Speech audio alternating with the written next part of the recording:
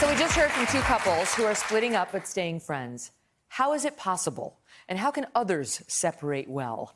Joining me now, relationship therapist Argie Allen-Wilson and family therapist Thomas Kersting. Great to have you both here. Good to be here. So you know, so many people are sitting at home thinking, that's fine for them, but no way, right? No way. Why? Because most people separate with more bitterness in the first instance? Yeah, people have a lot of pain, right? And they're sometimes not unable to detach from that pain.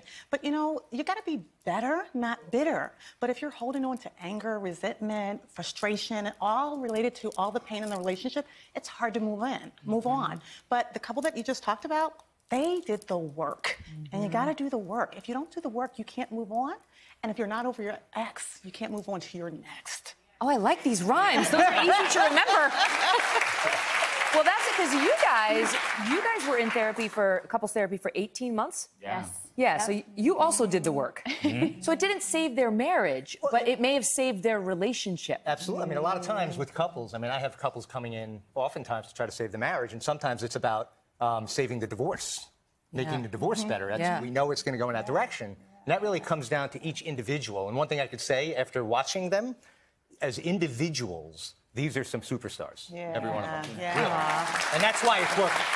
But you know, like a lot of times, so they were divorcing in a situation in which no one had really, you know, deeply like betrayed the other, right? Right. Right. And so, what about in those situations? Because there are a lot of people who are like, I hate this person now. I feel too betrayed. You know. That's the norm, unfortunately, and I think she would agree to that. You know, we're emotional beings, and when we're going through a situation like that, I mean, the pain that we're experiencing from what that ex of ours has done to us takes a long time to get over. So how could those couples?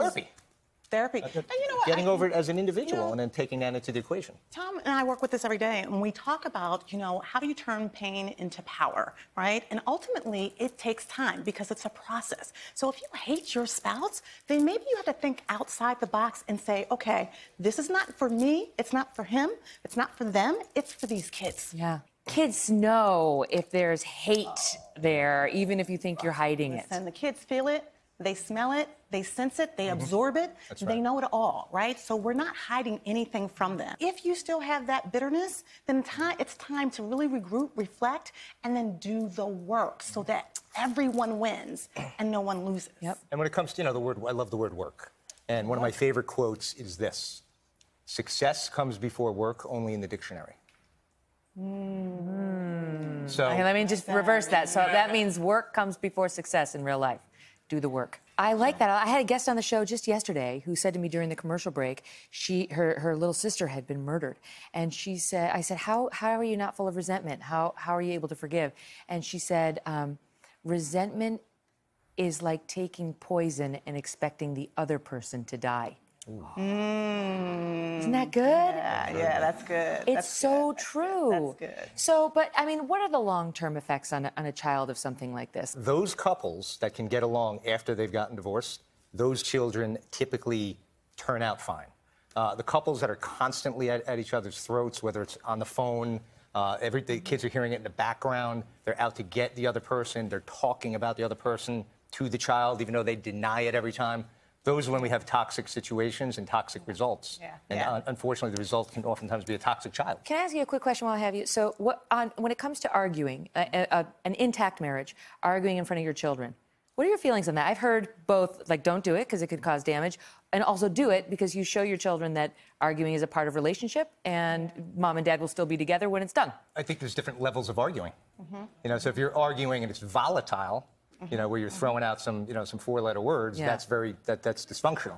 Now, if you're, what have you heard exactly? I'm sorry, if I say that on TV, I'll never be allowed back. So, but there's a big difference between arguing and disagreeing. Right. I call it fair fighting. Fair fighting. So if you have a disagreement, children need to understand that you can disagree without being disagreeable. And if you have a fair fight and you are not trying to demolish the other person, then you come out on the other side, even if you're still in a disagreement. I always say, I've been working for a healthy marriage, this is all you really need. To get my wife to agree with me. I've been trying. How many years? Yeah. All right. So listen, this is all you need to tell your clients from now on. This is the key to a healthy marriage.